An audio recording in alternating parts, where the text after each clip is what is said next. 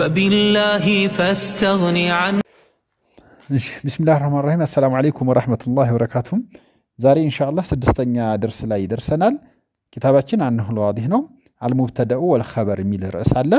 ምንድናቸው ሙተዳና خبر ምንድነው የሚለውን የምናይበት ሁኔታ አለ አልአምሲላ ምሳሌ አንደኛ ስድስት ምሳሌዎች አሉ እዚህም ጋር አጥፋሃቱ ህልወቱን አፕል ጣፋጭ ነች የሚል አረፍተ ነገር ነው አሱረቱ ጀሚለቱን ፎቶዋ ታምራለች ይላል አልጀሪዩ ሙፊዱን መሮጥ ጠቃሚ ነው አልቂጣሩ ሰሪዑን ባቡሩ ፈጣን ነው አናዟፈቱ ዋጅበቱን ንጽህና ግዴታ ነው አልአርዱ ሙስተዲረቱን መሬት ክብናት የሚል አረፍተ ነገር አለ ወደ በህት ስንመጣ አልአምሲለቱ ሳቢቀቱ ያለፉት አረፍተ ነገሮች ኩሉሃ ጁመል ሁሉም ጁምላ ናቸው የተሟላ ትርጉም እስከሰጠ ድረስ ሁለት ቃላትና ከዚያ በላይ ሲሆን ጁምላ ይባላል ስላልን ማለት ነው ወኩሉ ጁምለቲ ሚንሃ እያንዳንዱ አረፍተ ነገር ሙረከበቱን ሚን ኢስመይኒ ግን አረፍተ ነገሮቹ ከሁለት ስሞች ነው የተረከቡት እስካሁን ከፊዕል ምናምን ሲረከብ አይተናል እነዚህ ግን ከሁለት ስም ነው ወልኢስሙ الأول የመጀመሪያው ስም في كل جملة እያንዳንዱ አረፍተ ነገር هو الذي ابتدأنا به الجملة አረፍተ ነገሩን የጀመርንበት ማለት ነው ከፊት ያለው فهو لذلك يسمى مبتدا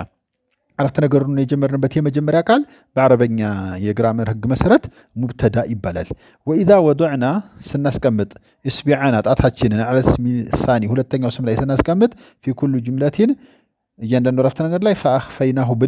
ብንደብቀው عن نظرنا ከእይታ وقرأنا هكذا التفاحة الصورة الجري የሚሉትን እናነባለን فإننا نتحير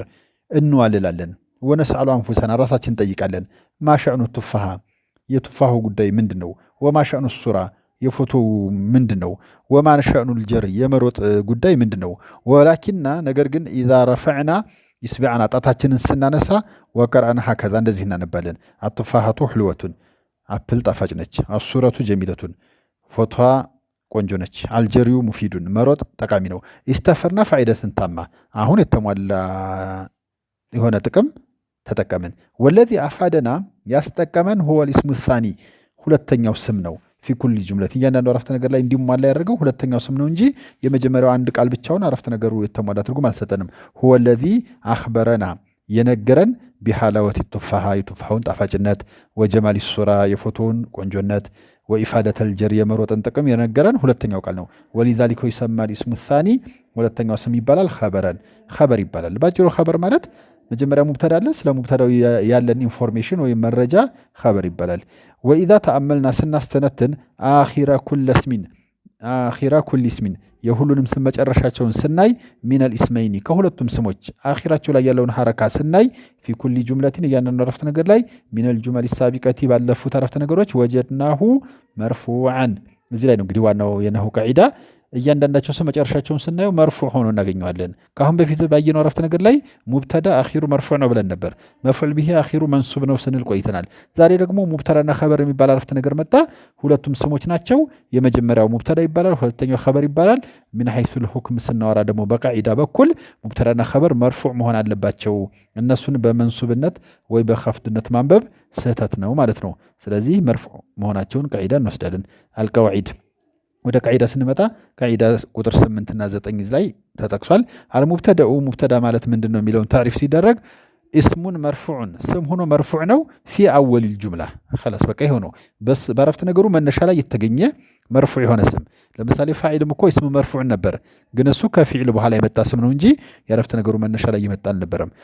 ስለዚህ ከስም ያረፍተ ነገር መነሻ ላይ የተገኘ መርፉዕ የሆነ ስም ሁሉ በአረበኛ ሙብተዳ ይባላል ነው ዘጠነኛው ቃዒዳ አልኸበር ኸበርስ ምንድነው ሲባል እስሙን መርፉዕን እሱም መርፉዕ የሆነ ስም ነው እስም ነው ስንል ፊዕል ወይም ሐርፍ አይሆንም መርፉዕ ነው ስንል መንሱብ መሆን አይችልም ወይም መኽፉድ መሆን አይችልም ማለት ነው በነገራችን ላይ አረበኛ ላይ ስሞች ሶስት ሐለት ነው ያላቸው እያንዳንዱ ስም ሶስት ሐለት አለው አኺሩ ወይ መርፉዕ ሊሆን ይችላል ወይ መንሱብ ሊሆን ይችላል ወይ መኽፉድ ይሆናል አሁን ባወራነው ቃዒዳ መሰረት ሙብተዳና ኸበር መርፉዕ ብቻ ነው መሆን የሚችሉት ስለዚህ አልኸበሩ ኸበር ብሎ ማለት እስሙን ስም ነው መርፉዕን መርፉዕ የሆነ በضማ የሚገለጽ ለጊዜው ማለት ነው በሌላ ጊዜ ደግሞ ሌሎች ምልክቶች ይመጣሉ የኩኑ مع المبتدأ ከሙብተዳ ጋር ሆኖ ይሆናል ጁምለተን ሙፊደተን خبر የሚባለው ነገር መርፉዕ የሆነ ስም ሙብተዳ ጋር ሆኖ የተሟላ ትርጉም ያሰጠን ቃል ነው خبر የሚባለው ማለት ነው ሙብተዳ ብቻውን ቢሆን አረፍተ ነገሩ የተሟላ ስለማይሆን ያሟላልን ቃል خبر እንለዋለን እዚህ ድረስ ይበቃናል። ሰላም አለይኩም ወራህመቱላህ